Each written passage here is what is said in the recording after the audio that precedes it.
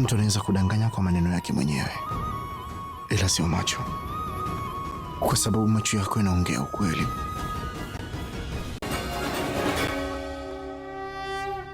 Na ule Sanjo ni kijana mjanja sana, bado anampenda Pari na anampenda katika upendo wa dhati kuliko kawaida, na bila shaka unalijua hilo. Ile siku katika sio barafu, jamaa alienda mpaka kule akafikiri kwamba ni Pari, hajafikiria hata mara mbili, akatarisha maisha kwa sababu ile Pari. Ukweli ni kwamba anampenda sana ule binti, anahisi kama ni Pari wake. Wewe uone kitu hapo?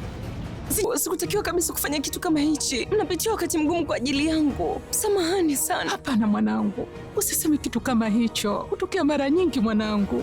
Kila kitu ni mipango ya Mungu. Hakuna kitu ambacho kiko mikononi mwako. Uko sahihi kabisa.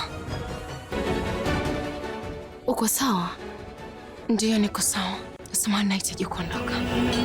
PariNIT, Jumatatu hadi Ijumaa saa 3 kamili usiku ndani ya Mambo Moto.